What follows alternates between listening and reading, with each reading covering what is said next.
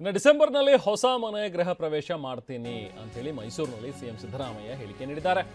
ಮನೆ ಕೆಲಸ ಬಹುತೇಕ ಪೂರ್ಣ ಆಗಿದೆ, ಮುಕ್ತಾಯದ ಹಂತಕ್ಕೆ ಬಂದಿದೆ. ಇನ್ನೇನು ಈಗಿರೋ ಮನೆ ನಂದಲ್ಲ, ಅದು ಮರಿಸ್ವಾಮಿ ಅವ್ರದ್ದು. ಸೊ ಮರಿಸ್ವಾಮಿನೇ ನನಗೆ, ನನ್ನ ಮಗನಿಗೆ ಅನ್ನದಾತ ಇದ್ದಂಗೆ.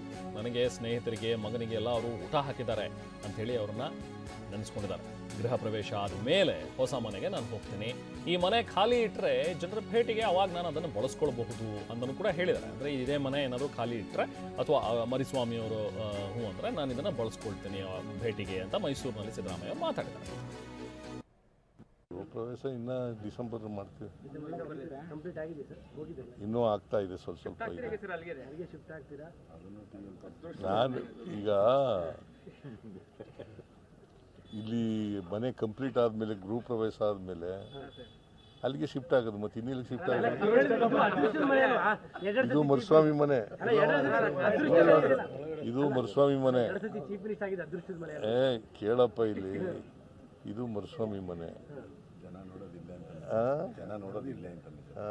ನಾನು ನೀವು ಖಾಲಿ ಇಟ್ಟರೆ ಇಲ್ಲೇ ಜನ ನೋಡ್ತೀನಿ.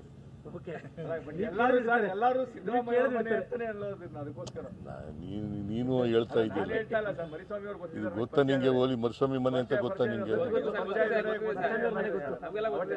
ಹೌದು, ನನಗೆ ಊಟ ಹಾಕೋನು ಅವನೇ ಅನ್ನದಾತ. ನನಗೆ ನಾನು ಬಂದರೆ, ನನ್ನ ಸ್ನೇಹಿತರು ಬಂದರೆ, ನನ್ನ ಮಗ ಬಂದರೆ ಎಲ್ಲರಿಗೂ ಊಟ ಹಾಕೋನು ಅವನೇ. ಮನೆಯವರು ಅಷ್ಟೇ ಪೂಜೆ ಮಾಡೋದು. ಗೃಹ ಪ್ರವೇಶ ಇನ್ನು ಡಿಸೆಂಬರ್ ಮಾಡ್ತೀವಿ.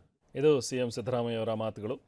ಹೊಸ ಮನೆಯನ್ನು ಕಟ್ಟಿಸ್ತಾ ಇದ್ದಾರಲ್ಲ, ಸೊ ಅವರ ಒಂದು ಹೊಸ ಮನೆ ಇನ್ನೇನು ಸಂಪೂರ್ಣ ಆಗಿದೆ. ಇನ್ನೇನು ಕೆಲವೇ ಕೆಲಸಗಳು ಮಾತ್ರ ಕೆಲವೊಂದಷ್ಟು ಬಾಕಿ ಇರೋದು. ಅದನ್ನೆಲ್ಲ ಮುಗಿಸಿದ ಮೇಲೆ ಇದೇ ಮನೆಗೆ ನಾನು ಬರ್ತೀನಿ ಅನ್ನುವಂಥದ್ದನ್ನು ಹೇಳಿದ್ದಾರೆ.